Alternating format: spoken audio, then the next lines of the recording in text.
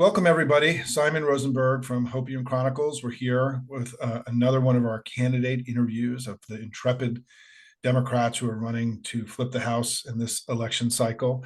With me today is Tony Vargas from Nebraska. Tony, welcome. Thank you so much, Simon. I appreciate it very, very much. We're glad you're here. Give us an update on the race. I mean, you're in a very competitive race, but things have changed now. I mean, Nebraska is now just not that blue dot. It's like one of the coolest places in the country now that the vice presidential candidate hails from a small town in rural Nebraska. Tell us how things are going and give us an update on the race. Well, no, I wanted to say thank you first off, just because, look, for everybody watching, both you, Simon, and the greater Hopium community, because investing in Nebraska is just incredibly important, kind, and so many of my other colleagues, future colleagues, but candidate colleagues that are running in these really tight races. You've raised money for Nebraska's 2nd district. You've raised money for my Nebraska State Party, and it means a hell of a lot. So just thank you. And it matters. Look, and it's even more exciting. Like, this news of Walz has just, first with Harris and now with Walz, but in particular because of the Harris, and one side of that is people are excited because now it's about litigating the case against Trump. Now it's about the prosecutor taking on the felon. Now it's about somebody that cares about law and order that's, running against somebody that is just going to undermine democracy and, has felony, convictions. But with Walz, this is a sort of hometown pride to Nebraska. This is somebody that's, for me, is really important to me because as a former public school teacher myself, he is somebody that is bringing this level of hope and enthusiasm from the Midwest, and like a real Midwest enthusiasm, especially from Nebraska roots to Minnesota. It has been invigorating and energizing individuals all across the state, all across the district. And we've been seeing it in our volunteer recruitment. We've been seeing it in our grassroots donations. And so things have been so hopeful and purposeful and action-oriented that everything's been going in the right direction in these last several weeks. It's great to hear. Tell us a little bit more about yourself. You mentioned that you were a public school teacher. I think you've got a great story. So if you can share that with everybody. Yeah, happy to. So I am actually the proud son of Latino Peruvian immigrants. My parents are born and raised in Lima, Peru, came to this country because they believed in the American dream. This is the reason why me and my brothers took our education so seriously, because we were in a 1-bedroom apartment until I was about 6 years old. And I watched my parents work multiple jobs to be able to make ends meet. And so I went to high school, grew up in New York originally, and then went to college. Me and my brothers were the first in our family generation and family tree to go to college and graduate. I decided to become a teacher. I did a program through AmeriCorps, through Teach for America, and was a middle school science teacher in Brooklyn and New York City. It's actually where I also met my wife. She was a special education teacher. I never really was involved in politics, but I got into it actually by being a public school teacher. I got into politics.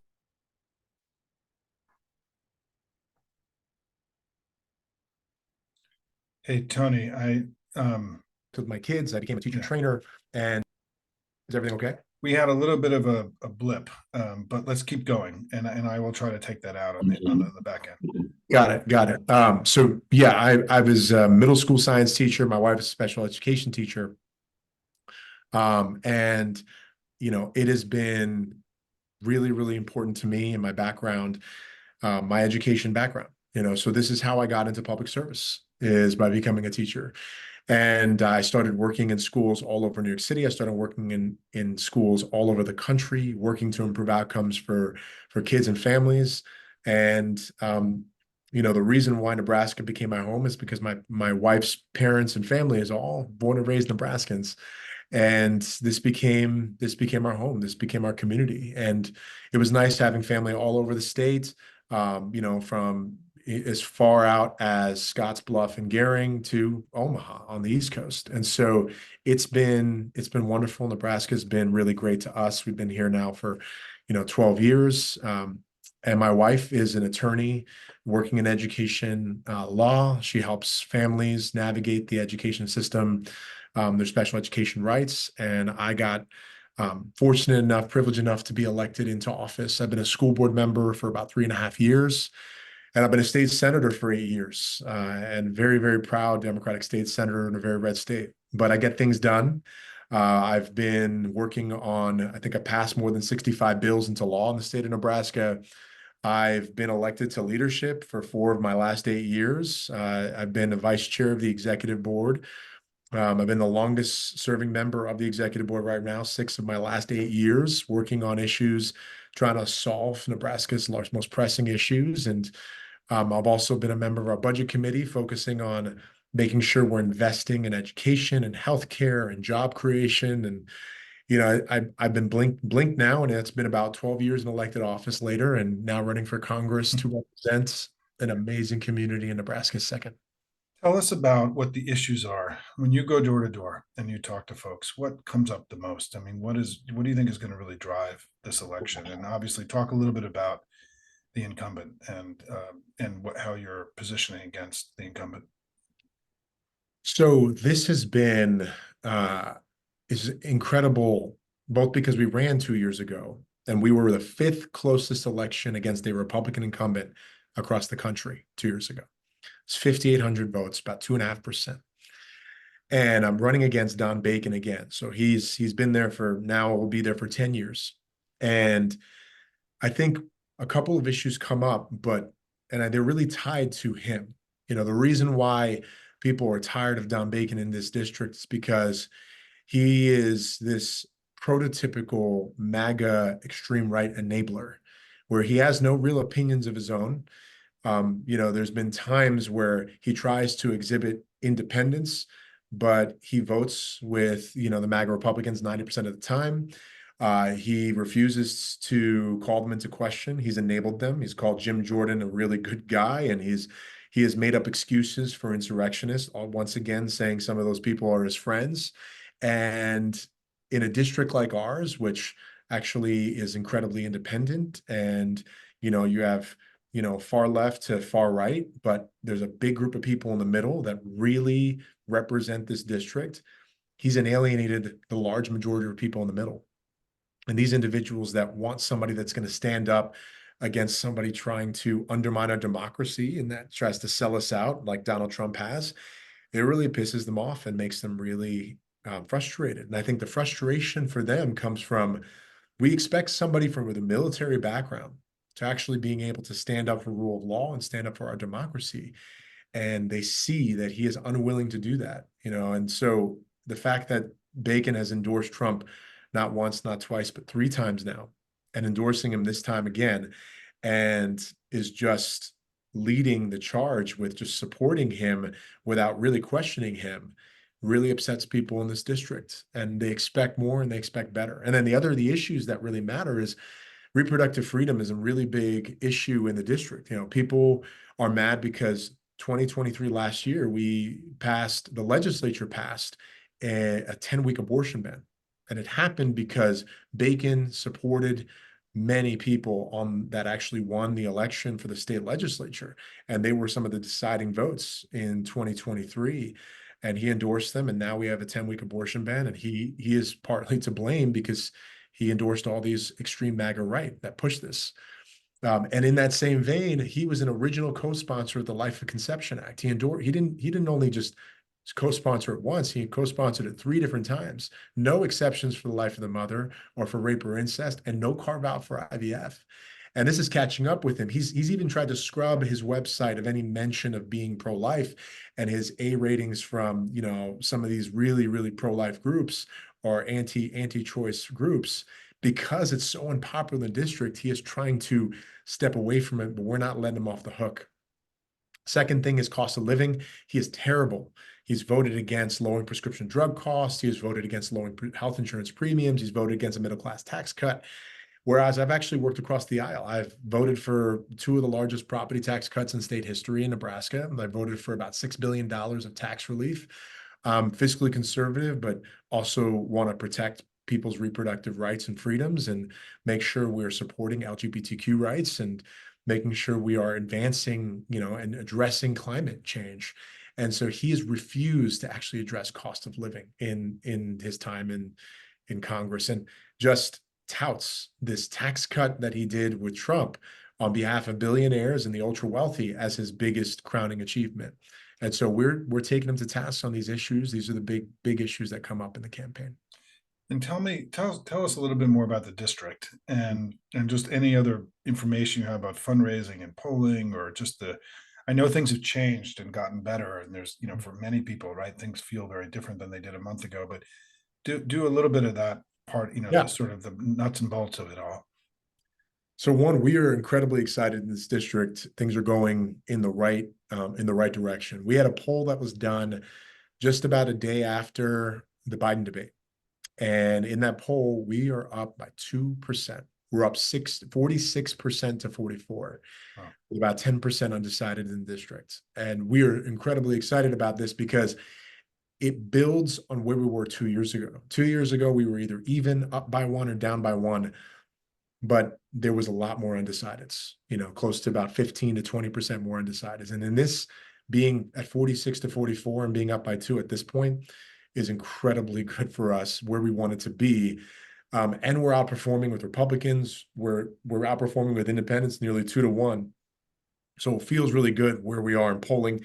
On the ground right now, and the districts, I mean, this is a district that Biden won in 2020 by 6%. This is the electoral vote that he won, that Obama won in 2008 and that Biden won in 2020. But it's also this electoral vote that went for Trump in 2016.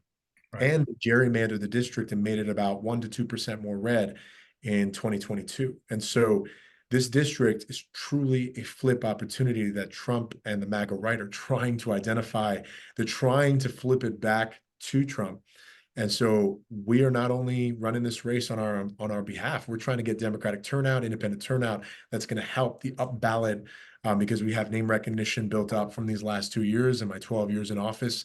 And so this is an incredibly unique district in the electoral vote, for Walz and Harris, of Harris and Walz, but it's also incredibly unique because we have got upward momentum with our polling.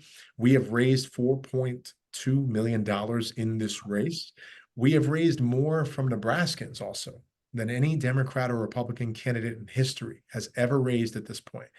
And I'm particularly proud of that because we're out raising Bacon in the district as well. He's more supported by corporate PACs than he is by his own constituents. And we're very proud to be supported by people all over the country, but have a strong base of Nebraskans. And this is why, Hopium's a big deal. These donations coming in have been helping us in a way that, I often talk about being the future federal delegation for Nebraskans for the Democratic side, because we were proud to have Brad Ashford as the last Democrat that was elected in 2014. But since then, I will be the second Democrat elected in 30 years to this seat. And so we're really excited to change this, to grow the Democratic Party and be the future delegation. So the fact that people are donating on this call, have donated, will continue to donate, is big to me because you are my delegation right now. You are the expansive delegation of Nebraska. Well, and I think what will be interesting is you need to be, I assume that our vice presidential candidate, the governor, may come and campaign, right? Because they want that blue dot. And I think it would be really helpful to you. And I think you guys should be calling him every day to make sure that you get on his schedule, that while he's flying, he's very close by. It's very easy for him to come over, and it would make a difference. I mean, it would be amazing to have him campaigning with you, in terms of just making it clear to your district how important this is, right? I mean, it's you do have this unique. I mean, for everyone who may not be aware, right? Nebraska. Will you explain that about how Nebraska splits its electoral college votes? There's only 2 states in the country that do that.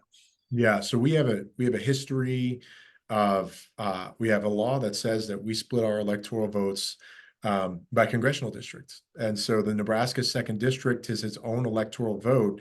We got 5 electoral votes for the state, 2 for the state at large, and 3 for each congressional district. And so Congressional District 2, our district, is incredibly important because this electoral vote can be a tie-breaking vote. It can either be a vote that meets a tie, or it can be a tie-breaking vote based off of which battleground states are won.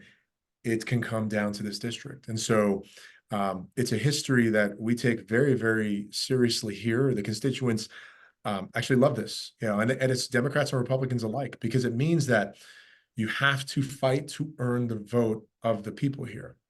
I'll tell you, there's a big push right now to make sure that we can win this electoral vote on both sides, because they know that it can come down to it. And so we take it extra seriously in 2020, because in 2016, Trump did win this district by about 4.5%.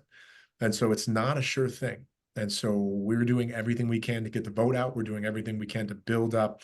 But we are sort of an electoral battleground, not state, but a battleground electoral vote congressional district. So it's something we're proud of. It's such a fascinating thing. You know, we at Hopium, we've sort of invested. Our theory was that when we made the decision to come into Nebraska, was that Biden was polling very, his best polling was in Pennsylvania, Michigan, and Wisconsin. And our belief was that he was going to be able to win those three states. And so we needed to get to 270, because that gets us to 269. And I called Jane Klebb, your amazing party chair. And we had already endorsed into Arizona and North Carolina, where because of the extremists at the top of the ticket, I felt those two states we had huge opportunities there. And I called Jane, and we added you to Nebraska 2, the blue dot, as it's called, to our what we call our checkmate strategy, which is check would be winning Michigan, Pennsylvania, Wisconsin. Checkmate is winning any of the three others. We get to 270. And so it's been fun. And Jane did a terrific job. I mean, we did an interview with her, and then she sent a happy video just thanking everybody. She's a great party chair. I knew her when she was head of the Young Democrats back in, we've Yeah. been friends since she was a kid, and I was younger too, right? But I'm really proud of her. She's one of the best party chairs in the country. And I spoke to her the other day, and she's very optimistic about your race and about what's happening for Kamala Harris in terms of winning this blue dot and making sure we can bring it home. So you do have a big job here. You're not just going to be the guy that helps flip the House. You're also going to be the guy that helps deliver the presidency, and for a hometown guy now, right? And I feel that extra pressure, and I know that both for Jane and the rest of the Nebraska Democratic Party, they're doing an incredible amount. We're going to make history together here, and we take it again incredibly seriously. This is for not only the Nebraska Democratic Party, this is for my entire campaign team, this is for the DCCC, this is for my wife and my two kids. We know that we can win back the House through this seat and win the electoral vote and deliver the presidency. It's why we're hustling. I mean, I go door to door every weekend. I recruit volunteers along with my field team. We are doing events every single week, 2 to 3 events a week in the district. And we are fundraising so that we can make sure that we can get up on TV. Because 2 years ago, the thing that we did not expect is that the National Republican super PACs were going to spend so much money in Nebraska's 2nd district, and they did. They spent just shy of about $10 million in an off-election year in our race against us. And it was a record. It was 3 times more than had ever been spent here for a race in an off-election year. And it's because they were afraid of us winning. And so we know that they're going to come in big in this district because they know the importance of it, and they're not going to let up, and we aren't either. And so I appreciate the greater audience for everything they've done and will continue to do for us in this seat. So it makes a difference. Well, and Tony, you should know that we launched to sort of augment the fundraising we've been doing. We launched a Thursday night postcarding and phone banking into the same districts that we've been raising money, and we'll be coming the Hopium community, and what they called it. Somebody had a funny line about our group the other day, but the Hopium community, last night we made calls and postcarded for Kirsten Engel out in Arizona. Yep. And I think we're coming to you at some point in October. There's a list, and we're going to get to folks. So hundreds of Hopium members will not only just be giving to you, but we'll be postcarding and making calls for you in October. And we're really excited. And listen, in races like this, I mean, the thing that I've tried to talk to my own community about is that,